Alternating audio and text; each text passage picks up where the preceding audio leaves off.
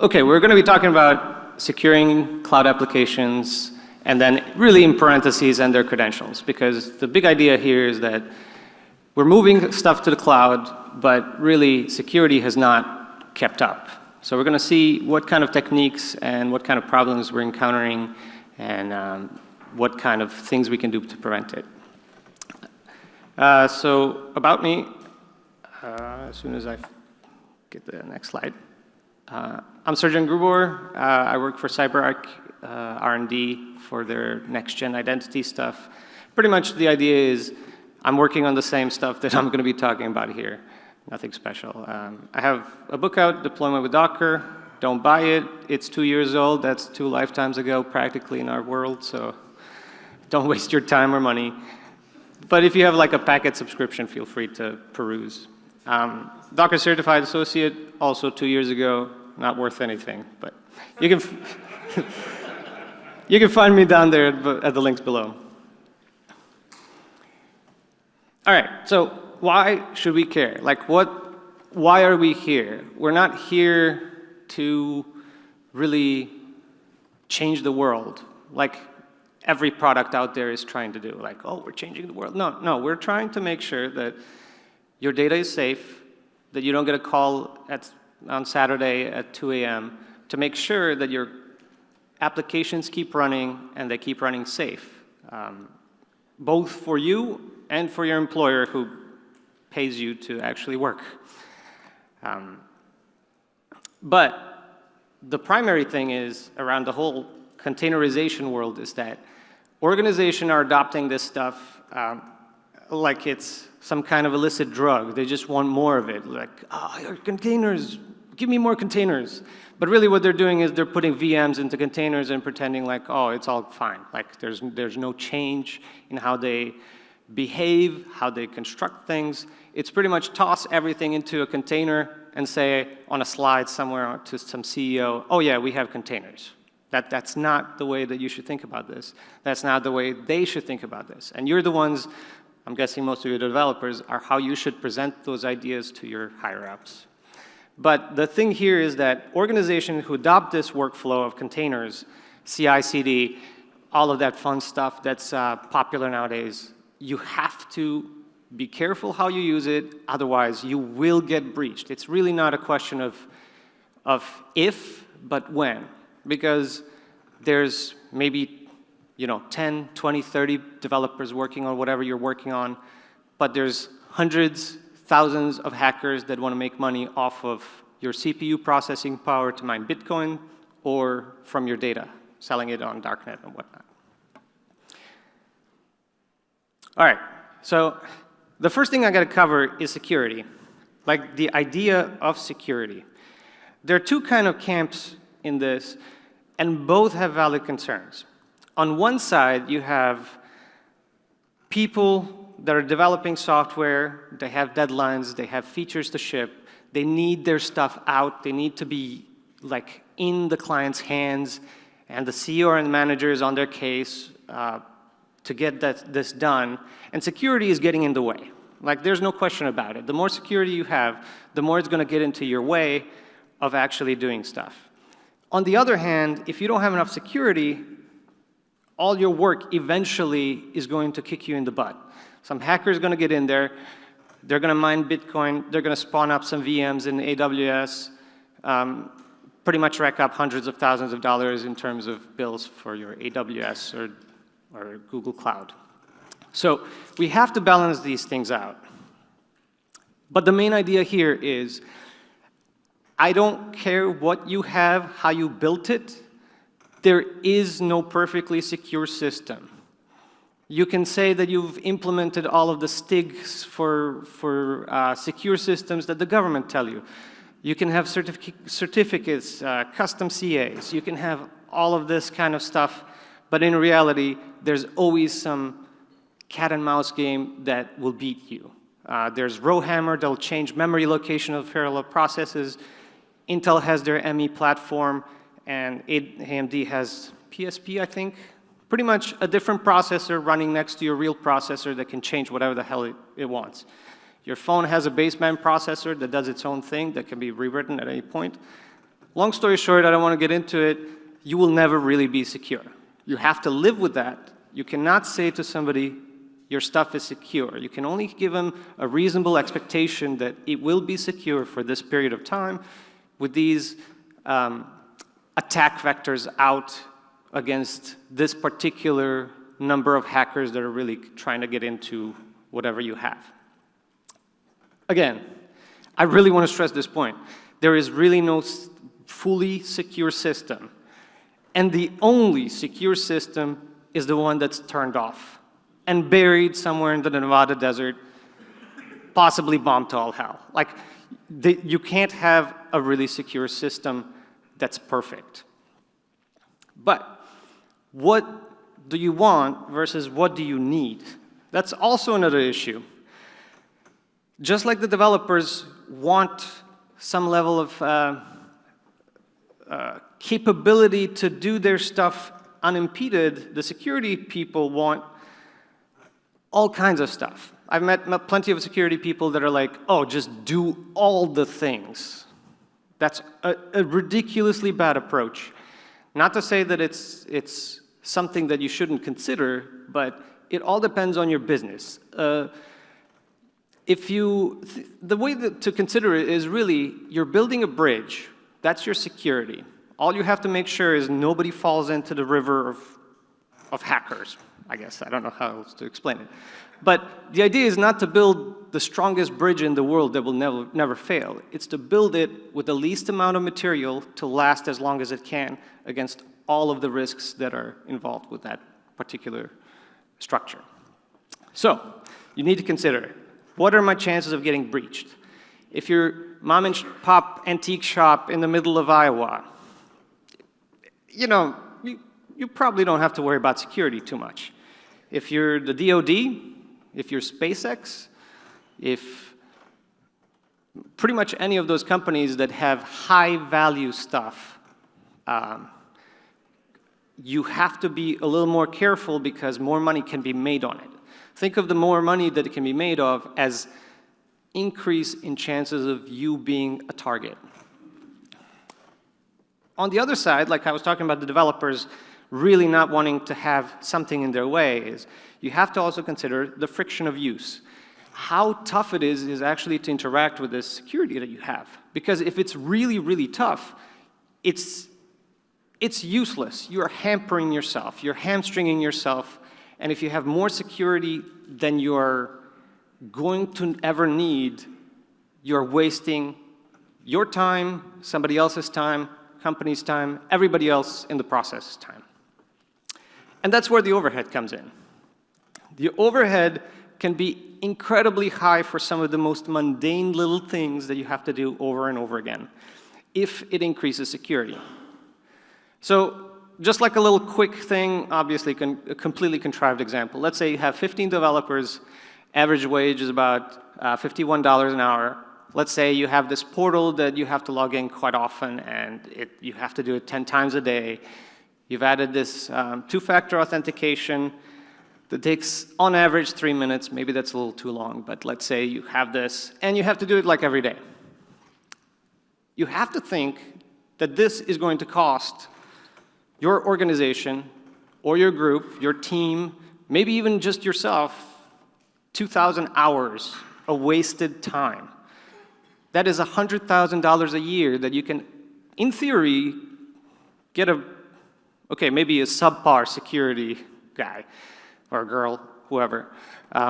So consider that as part of the spectrum of things that you should look at.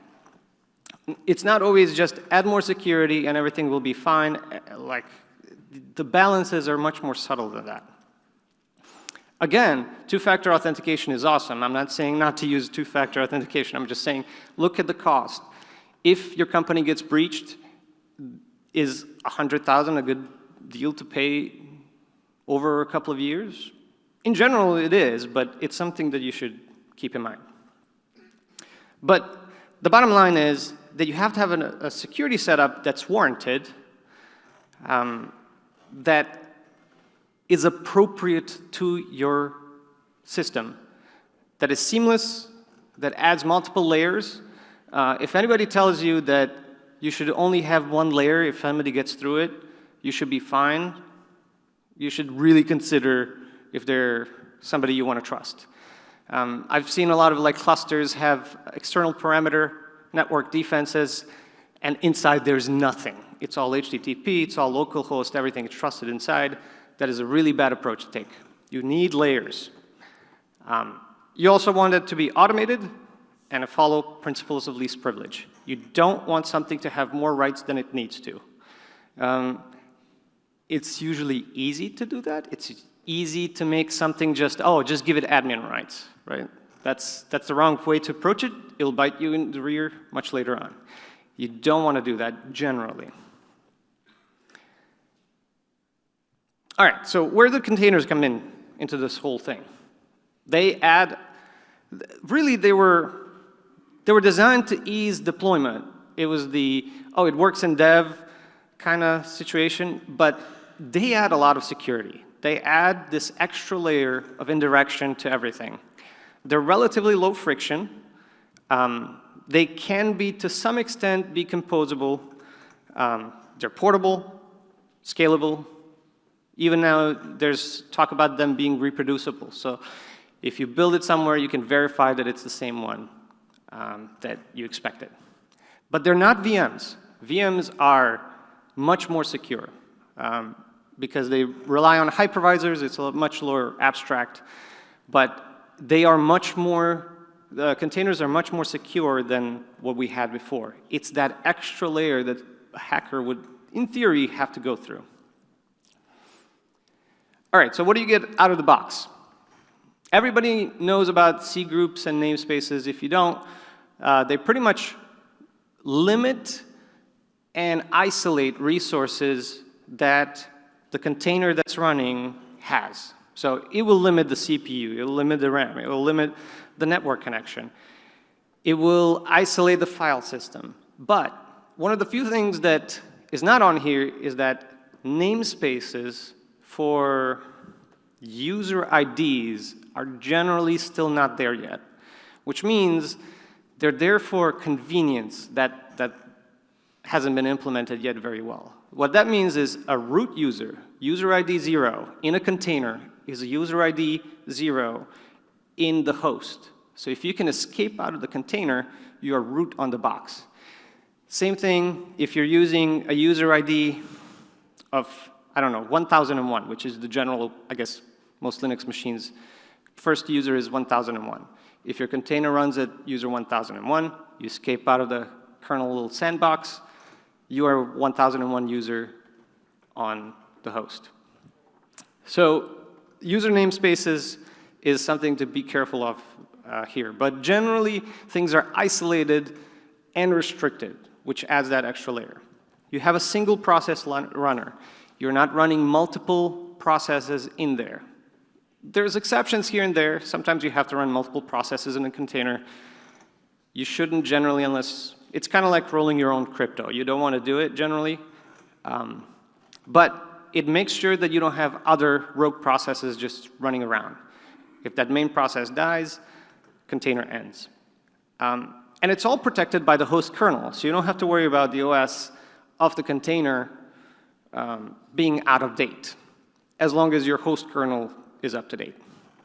And then there's additional things that you can add to, at least in some of the container platforms, which is the capacity drop. Linux has these things called security capabilities that you can selectively drop from the container before it starts. So you can say, once you're in this container, I don't want it to be able to make a node. I don't want it to be able to use the network. I don't want it to be able to make a file node. All kinds of stuff. A lot of people don't use this particular feature very well, but it's there if you want it. You have these additional perks on top of all of the stuff that container platforms already provide you, which is the discretionary access control. What it really is just file system permissions. You got your, read, write, execute permissions on files and directories. But you also have mandatory access controls. A lot of people don't worry about these, but you can have another layer on your Docker daemon or whatever daemon you're running that will wrap all this up to make sure that your container is not trying to escape out and accessing things in your host at sea. There's a couple of these options: AppArmor, seccomp, SE Linux. It really depends on what your organization adopts. AppArmor is most common, easy to configure. Seccomp is a little better, trickier. SE Linux is a nightmare of licensing, but more safe. But anyways, I don't want to necessarily get into it. The fact is you have these extra choices to wrap your Docker daemon into extra layers of security. And then, of course, you have your roots. Like, everything is running in a change root. The file system view is not the same view that the host gets. So you get this another layer of indirection. Copy on write layer. So container, when it's restarted, it loses all of the previous stuff, which I'm sure you already know, but it's an extra security feature in a way. And of course, image hash verification that ascertains that you are getting the exact image that you want. But it's not quite all simple, right? If I just ended it here, maybe you leave like with an opinion that containers are really secure, but that's absolutely not the case, because it is too easy to shoot yourself in the foot. It's too easy to add one little flag to your Docker command and literally undo every single protection that you have just put on it. So while I wanted to actually kind of delete the slide, which is talking about specifics of securing, like, most common problems and how to avoid them, I feel like it would be a disservice to you if I didn't go into specifics. Probably these are going to age as fine as my certification in the book, but keep that in mind. I think these are the current problems that you might need to worry about, and how to fix them, really. First one, mounting of the Docker socket into the container. I'm sure you've seen sometimes, I think Portainer does this. A lot of management of container platforms require you to mount this. So in a lot of ways, it's usable, not usable, it's valid in a lot of cases. But anytime you do that, you're giving the container permission to fiddle with the Docker daemon in your host. And the Docker daemon in your host can then mount your host's root directory that another container can change. So long story short is, if you do this, you are letting that container have root on your host. It is no longer a container if someone is running rogue code in there. Generally, I don't want to mention Docker because things are now changing to OCI runtimes. Docker as runtime it feels like it's slowly fading away, but this is still the biggest problem that I see around. It's like, oh, just run this with the socket and everything is fine. Or they tell you to add -- privileged, which then also gives you a direct root access to everything on your host. Don't do it unless you're considering what it all can do. Second, keep up with your base image updates. Whatever you're running, what I've seen around is people bundle these things and then they forget about them. They forget that Docker uses, and actually a lot of the other image building, uses this particular system and caches these previous layers. So the first layer that you build out is usually your programming language of choice, maybe some libraries, and on top your application, right? So all you're doing always is changing the application, but these bottom layers do not change. If there's a problem in those bottom layers, and you're like, oh yeah, I should just rebuild the image, right? That should work. Guess what? It really doesn't work. It's cached. So you have to manually break the cache at that layer to make it rebuild, repull the stuff, reinstall it. So this is very important. There was a lot of big vulnerabilities last year where the base programming language that you were using had issues. And I bet a lot of people were just, oh, let's kick off a build and everything will be fine. That is definitely not the case. All right, next thing is run the services you run in your containers as a limited user, not as root. With a huge caveat here that sometimes you cannot escape it. Like sometimes you're literally shifting a whole VM. Like I was saying, like these organizations, sometimes they just want containers. You're shipping database, web server, application code, all in one container. So you might not be able to get away with just running as a limited user. But try to do this, and this mostly goes back to the whole user ID 0 in a container is user ID 0 in the host. So by making sure that you're using a limited user within the container, you won't necessarily have rooting of your box if somebody escapes. In fact, most likely what will happen is that user is not going to be mapped to anything in the host. At least not until, and things are going to get better with user namespaces as they get more and more implemented, but we're not there yet. Another thing, keep an eye on overly broad volume mappings. Sometimes I've seen some containers wanting to access your .config or your AWS, like a lot of places where you might have your stored AWS credentials, GCP credentials. So be careful what you're mounting. Sometimes they demand mounting at root. All of those things give pretty much root permissions to the container. That is not what you want. You want that isolation. And of course, I've seen this a lot as well, repository TLS exceptions where, oh, it's just an internal repository. We don't have to worry about it, right? Well, just a man-in-the-middle thing can just give you the wrong image. I'm not necessarily saying that this is common, but it's an attack vector that if I was trying to get in somewhere, I would probably try to exploit. And I know a lot of people have this issue. Another one, this is another one of those extras. Using static analysis tools for your image, it'll check out all the layers, figure out if there's any issues, if there's setup issues, if there's out-of-date libraries. There's Docker Bench, Claire. There's a myriad of these. And there's absolutely nothing wrong with just literally running it through all of them. You can't lose anything by running it through all of them. Of course, there's a little bit of a setup, but it can't hurt. And then use of private image repositories where possible, or at least caching Docker repositories.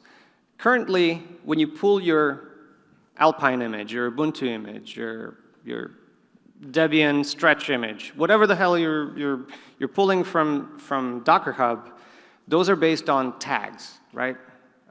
It's based on the latest tag, maybe even a version tag, but those tags can be rewritten. I can give you a working Docker stretch image. You will download it. Security will verify that it's fine. And then I can push another tag to overwrite that old one. You will download then a rogue or just a bad image. So having your own kind of private image repository is ideal. It's not easy to set up, and again, you have to weigh this according to your security needs. And then this one I would highly suggest. A lot of the operating systems already come with this. They have some kind of mandatory access control around your Docker. So if you download an Ubuntu image, you install Docker, you'll have an AppArmor profile for it. But these things can be tweaked, they can be narrowed down, they can make it even more hardened than what's out of the box. So feel free to use these. They're already on most of the computers, most of the OSs, so don't hesitate. All right, now that we got the specifics out of the way that are going to be useless in a year, let's talk about a little bit more generic, right? We want to take knowledge that we can use everywhere. So we're going to be talking about modern apps. Modern apps have been shifting, right? They've been kind of slowly progressing in a lot of very interesting ways. So we have to think about them differently than we did before. So the modern apps rely less on in-house code generally. They rely less on things that you have personally built or your friends or your company. You are using more open source libraries, you're using more code from somebody else, you're using helpers from some unknown person, library that you've never actually went through, and you don't even know anymore what your app is composed of. I've seen a Ruby gem that just does a string append. I've seen a Node program that does like indexing with a method. That all of it is a one-liner that somebody pulled in because it was like, oh, it's easy, I got this NPM thing. Bad idea to do it that way. But the idea, the general thing that I want to kind of point out here is that the exfiltration potential, because you're running more untrusted code, that you're running more code that nobody has verified, the exfiltration attack vector is much higher. And same thing with malicious code that might get in there. Just, I'm going to say even less than a month ago, REST client gem, was it REST client gem? I think it might be REST client gem. Got attacked, they pushed a bad gem up there, and that gem would ship out all of your environment variables to somewhere else, can run code from Bitbucket, possibly even run some extra malicious code that's not even in there. So your applications, even though they haven't really changed, have pulled in this stuff. Like somebody's going to run gem update, somebody's going to run npm update, pip update, whatever. You don't know what your code of your application is really doing. And this is not going to change. It's only going to get worse. It's also one of those things that you really have to learn to live with. But the good news is that all of these abstraction layers, even though they slow things down, they create a better system for avoiding hackers from getting from one layer to another and effectively rooting your bare metal. So, this is the big takeaway. Your applications cannot be trusted. Don't trust them. Don't trust when your developers, well, I don't know how many of you are developers versus security people, but don't trust developers when they say that their application is secure. If you're a developer, don't say that your application is secure. That's pretty much it. The reason being is that you have written good code. Like you're the best programmer in the world. You're Torvalds. You're like smacking on the keyboard. You know everything. And then you pulled in some library that's mining Bitcoin, right? You can't escape it. The next idea that kind of this segues into, so why are we still giving our applications credentials? Like it feels backwards to me that we have these applications that are composed of some random guy's GitHub repo that hasn't been updated in 10 years, and then we give them like the root database password in our connector. Like the security is gone, right? So what it boils down to is this little fight between developers and security. They both have their valid points, right? You have the developer that's just like throws things into the container, use any library possible, but you know, like that Kanban board looks really clean, right? And then the ops guys and the security guys are like, what did you just give me? Please don't. But on the other hand, security guys are crazy because they want you to literally spend most of your time writing security stuff, which will get you and your company nowhere. So there's some kind of like perfect balance between here that you have to choose before you can both have a secure system as well as develop features. So this kind of leads into credentials and secrets, right? So you have these modern applications that you can't really trust, and then you give them credentials to pretty much every resource possible. These credentials, you're like, whatever, we rotate them, they're automated, we don't have to worry about it, it's internal, blah, blah, blah. But the fact is, majority of data breaches, like a huge majority, are started with a privileged credential abuse.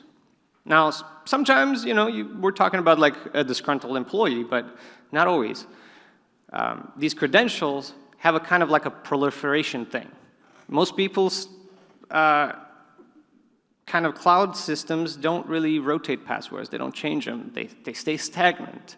So you don't even know if they escape if somebody's going to use them. Maybe they'll use them tomorrow, next week, next month, maybe next year.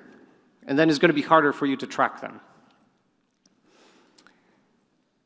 So where are we now? Where are we now in terms of securing containers and these credentials that we pass into them, right? Because it seems like outside of the whole configuration issue, we have this issue that we're still passing stuff to these applications.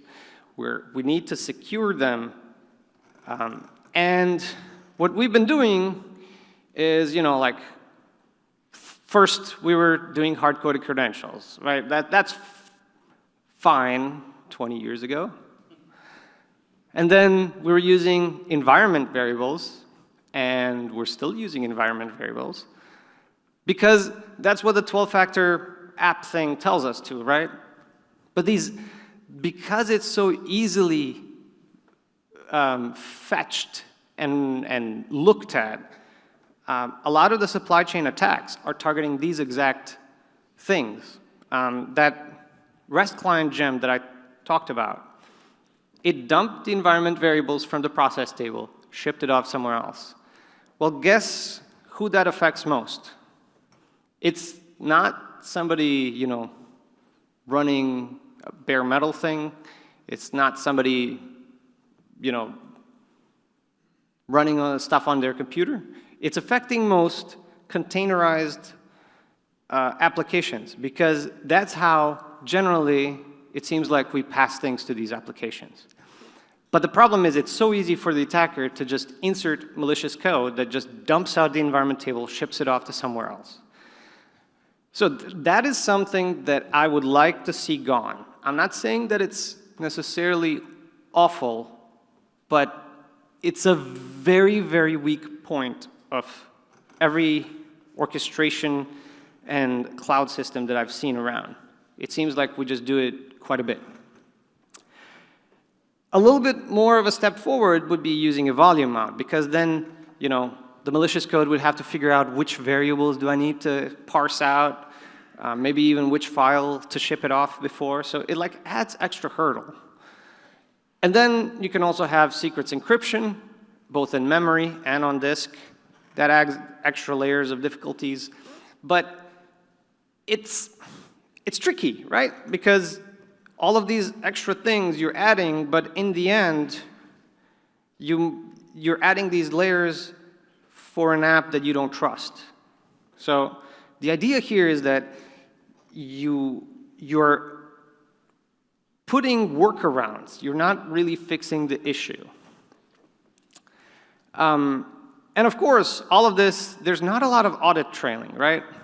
Because these things are injected into the container. Beyond that, you usually don't have any auditing unless it's at the other end of the thing. So if an application connects properly to your database, but then malicious code ships it off somewhere and then uses that as a reverse proxy, there's chances that you're not going to even notice. All right. So I might go through a little bit quickly, because I covered the majority of the stuff that I want, and I'm getting the signal. All right, so what you should be using, in general, for managing credentials. You should be using vaults. You should be using centralized locations where you store your secrets, credentials, important stuff. Because what they can do, they can segregate different sections of code that you can have access to. They can encrypt them at rest, encrypt them in transit. They are not part of the configuration of your orchestration. They're not visible in plain view. It makes it really hard for somebody to get them. And then you can also, some of the vaults can rotate them. So somebody has your secret from, 2 days ago, well, it's no longer valid because it changes every day or every other day. Then there's authenticators, which I don't think there's too many products for this, but the idea is that you validate on your native platform that the application is who it is, to get those secrets. So you tie the vault with this authentication method to make sure that the application actually has permissions to pull it, because you don't want some rogue container that looks just like your original one pulling these secrets. But then you can also say that, hey, if this is running on this host, it has this particular namespace. Maybe we should allow it to fetch some secrets for a short time. And then there's also the whole last mile credential enclaves. The idea is you take the credentials out of the app themselves, right? Apps do not need those credentials. They kind of do, because you need your database driver, you're connecting to various databases and various APIs, but there's not that many that most people use, right? You have your Postgres, you have your MySQLs, you have your HTTP, SSH, right? So it's a fairly limited set. So I haven't seen this too much before, but what these would do is they would take out the whole credential knowledge from the app itself. And because this is a slight product pitchy thing, but mostly because there's nothing out there. You're absolutely free to try to make your own or something like it, but these are the problems that exist out there. And we've been kind of working on a problem of how do we do this? Well, we have this thing that we've kind of been working on, which is called secretless. So instead of the app pulling stuff directly from whatever your endpoint is in the background, you indirect it. You proxy it through secretless. Secretless injects the credential directly into the protocol type, and then it gets stuff from the database. So it's like an init container, lives by your app. So I'm not saying that you should necessarily use this particular tool for this purpose, but this is the way that you should be thinking. It is really hard to actually implement database protocols. So I'm not saying it's easy. It makes things hard, but it makes it more secure. And maybe for you, the weight of need versus want isn't there. But if you want things really secure, you need something similar to this. You need to take the authentication data out. Anyways, I'll skip this one. It's open source. It's out there. And I have no idea if I have time for any questions, but maybe one question. All right, that should be good enough. That one is a little bit tricky. I don't necessarily have an answer for you that would satisfy what you're looking for. But in the end, even that serverless function is untrusted. You can't really consider it trusted. So depending on how you run it, maybe you could have something that lives close by that does the same thing. Yeah, we are looking at API gateways to do that. So just yeah, that's exactly the same thing, just a little bit different. But yeah, the idea is that you take away the credentials out of the app. You don't want that, and hopefully that'll be the way of the future. All right, that's it. Thanks, guys.